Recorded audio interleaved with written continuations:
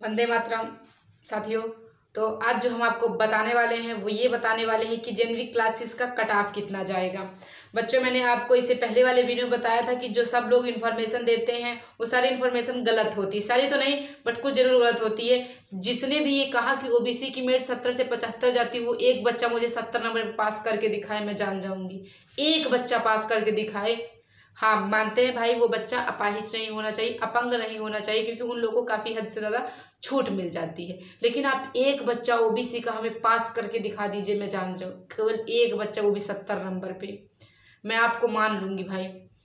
नहीं कर सकते हो, मैं आपको विद प्रूफ बताऊंगी। अभी तो आप सुन लो, प्रूफ भी दिखाऊंगी। मैं खुद ओबीसी हूँ।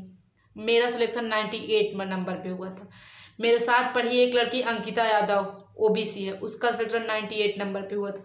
हमारे कोचिंग में इस साल के बच्चे धीरेन्द्र पाल ओबीसी है, 94 नंबर पे सिलेक्शन हुआ है।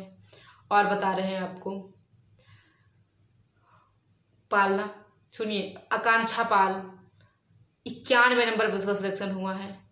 किसी का नंबर आप 70-72 पे नहीं पाओगे। और ओबीसी का सिलेक्शन कौन कहता है 70-72 पे? गलत बात है ना। तो कभी एससी का सिलेक्शन 60-65 पे होता है। वाकई में जो मेरिट जाती है वो मेरी मेरिट को ध्यान से सुनना।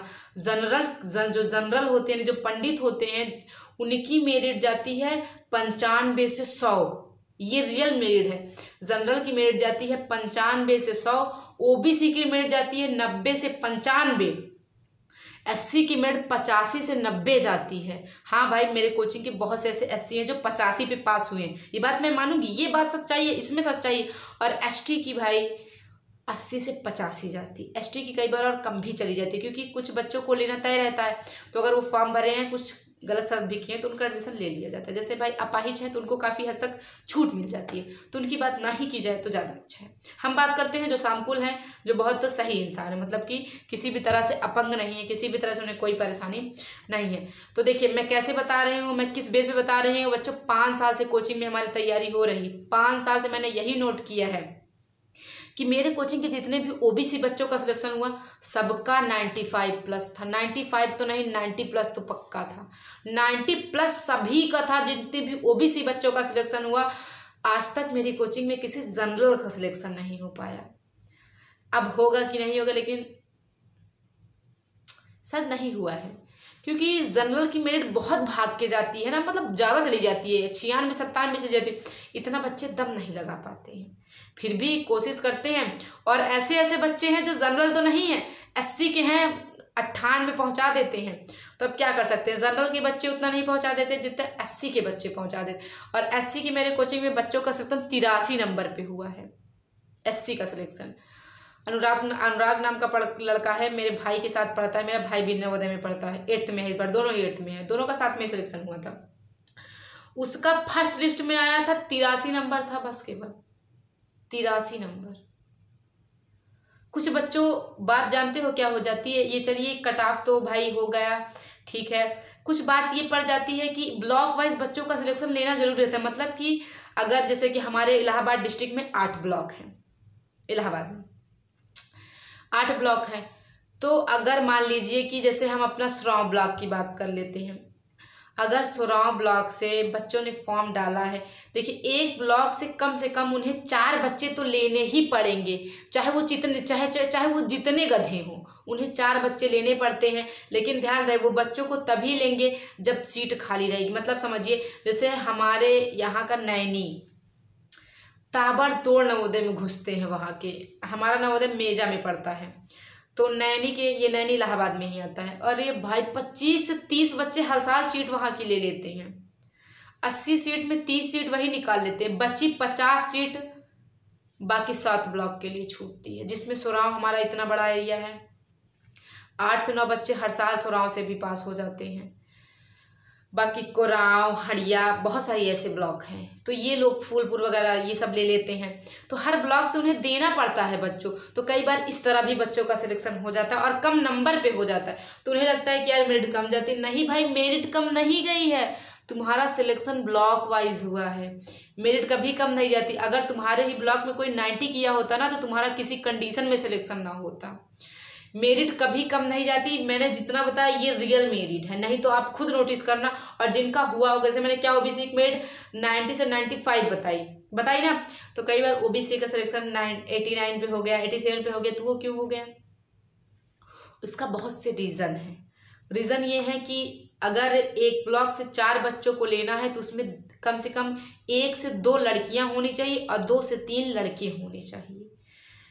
तो अगर रॉ ब्लॉक से कोई लड़की फॉर्म भरी है, अच्छा काफ़ी अच्छा किया, कॉपी एकदम क्लीन है ना, तो उसको सिलेक्शन ले लेते हैं, भले वो 90 नहीं है, क्योंकि देखते हैं यार बच्ची की है। और तो और वो ये देखते हैं कि आपका तीनों विषयों में पास होना जरूरी है, किसी एक विषय में नहीं। आपको पता है कि जनवरी में 3 विषय, रीजनिंग, मैथ, हिंदी। अगर आप इन तीनों विषयों में नहीं पास हुए तो इस बेस पे भी आपका सिलेक्शन कट हो जाता है। कई बच्चे होते हैं जो रीजनिंग सही कर देते हैं, मैथ भी सही कर देते हैं, हिंदी में गलत कर देते हैं। अगर आप, जैसे कि आज मेरे पास एक बच्ची ने फ़ोन किया, उसने बताया कि मैम मेरी 4 गलती थी और 4 की 4 गलती मैथ में हुई थी, मैथ में तो वो फेल हो गई। जेनवी का कहना यह है कि आपको तीनों विषयों में पास होना है। मैथ में वो बच्ची फेल हो गई, अगर उसने वही गलती, जो 4 गलती उसने किया, 4 गलती पे पास गलती 95 नंबर बनता है, ओबीसी थी, आराम से निकल जाती। अगर वही बच्ची 1 गलती रीजनिंग में कर देती, 2 गलती मैथ में, 1 गलती गद्यांश में कर देती, तो कोई उसे नहीं रोक सकता था। उसने सारी की सारी गलती मैथ में करके बहुत बड़ी गलती की है। क्योंकि ये मैं कुछ अपने से नहीं बता रहा हूँ, सब नवोदय का रूल है, सब किताब में ये बातें लिखी हुई हैं। लेकिन जब क्लियर करिए तो उसी में बताया जाता है कि आपको प्रत्येक विषयों में पास होना जरूरी है। अगर आप प्रत्येक विषय में पास नहीं होते हैं तो उस बच्चे का एडमिशन लिया जाएगा जो कि प्रत्येक विषय में पास हुआ होगा, चाहे उसका नंबर आपसे कम भी हो। तो कई बार बच्चे इस चक्कर में पड़ जाते हैं, उसका नंबर तो हमसे कम था, फिर उसका सिलेक्शन क्यों हो गया, इस बेस पे हो जाता है।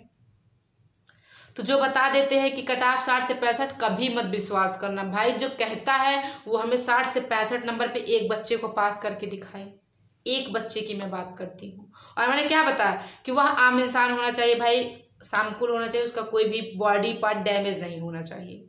क्योंकि भाई डैमेज जो होते हैं ना, वैसे भी आप जानते हैं हमारे तरीके तो होंगे नहीं, तो उनको कुछ छूट मिल जाती है। तो उनकी बात मैं नहीं कर रही हूँ यहाँ पे, मैं अपंग लोगों की बात नहीं कर रही हूँ, उनको छोड़िए। बाकी जो बचते हैं उनकी 60, 65, 70, 75 पे पास करके बताओ, मैं मानूंगी 80 के ऊपर से बच्चे पास होते हैं, 80 के ऊपर से, चाहे वो जिस कास्ट में हो, चाहे वो एससी हो, चाहे वो ओबीसी हो, चाहे वो जनरल वाले तो 80 में कभी नहीं पास होते हैं, वो 90 पे ही जाते हैं। बाकी एससी और ओबीसी वाले बच्चे कभी कभी ना 80 और 90 के बीच में भी पास हो जाते हैं। वो पास होने का तरीका ब्लॉक वाइज चला जाता है, वो पास होने का तरीका चला जाता है जिसकी मार्कशीट बिल्कुल क्लीन है, वो पास होने का तरीका चला जाता है तीनों विषयों में पास होना। आज तो मेरे साथ यही हुआ। कितने बच्चे पूछेंगे मैम मेरा 95 नंबर था फिर भी मेरा सिलेक्शन नहीं हुआ। कह रहा है sorry you are not selected in the main list. कहते मैम बताइए मैं क्या करूँ, 95 नंबर ला के मेरा सिलेक्शन नहीं हुआ। तो उसका रीज़न मैं बताती हूँ। या तो तुमने किसी एक सब्जेक्ट में गलती की होगी, या तो तुमने भरने में कोई बहुत बड़ी गलती की होगी, या तो तुम्हारी OMR शीट में कुछ एक्स्ट्रा हो गया होगा।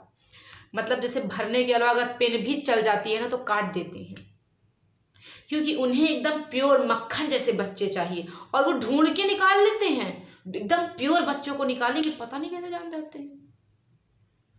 तो आई होप आप समझ गए हो कि कट ऑफ किस तरह जाएगी। बच्चों थोड़ा सा अपना भी ब्रेन यूज़ किया करो कि 60-65 पे कौन पास होता है, और आप लोग विश्वास भी कर लेते हो यार। नहीं तो आप लाते तो हो 60-65, पास हो गए क्या? कभी नहीं पास हो गए। 60-65 वाले तो मेरी तरफ से ना भाई, जिसका 80+ है हाँ उसका सेकंड लिस्ट में नाम आ सकता है, लेकिन वो भी कैटेगरी वाइज। अगर आप सोच रहे हो मैं जनरल हूँ और मेरा 83 नंबर है, मेरा सेकंड लिस्ट में नाम आ जाए, तो कभी नहीं आने वाला। ठीक है, इस बात का ध्यान रखिएगा। ओबीसी है, SC है, तो हाँ उनका आ सकता है। तो आई होप आपको कट ऑफ भी यहाँ पे क्लियर हो गई होगी। देखिए मैं बताने को तो बाकियों के तरीकों आपको आपकी अपने फ़ोन की स्क्रीन दिखा देती जेएनवी की वेबसाइट खोल के, लेकिन क्या फ़ायदा? क्या उस वेबसाइट में आपको वो दिखाते हैं कि भाई यहाँ लिखा हुआ है? क्या कभी आपने नवोदय की ऑफिशियल वेबसाइट में देखा कि ओबीसी की कट ऑफ इतनी जाएगी? कभी नहीं देखा।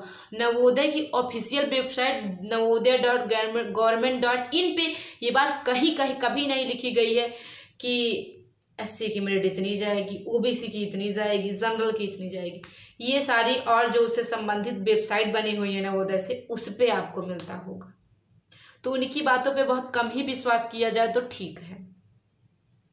इस बात का ध्यान रखिएगा। उनकी बातों पे आप विश्वास तभी करिएगा जब आप देख लीजिए कि हाँ यार यही बात तो हमें दिखा रहा है ऑफिशियल वेबसाइट में भी, तब आप उनकी बातों पे विश्वास कर लीजिएगा, अन्यथा नहीं करिएगा।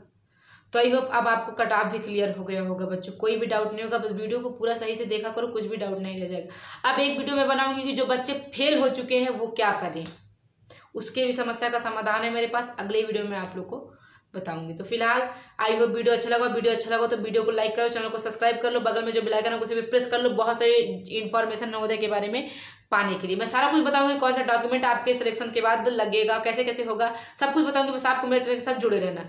तो चलिए फिर नमस्कार बच्चों, मिलेंगे अपने अगले वीडियो में।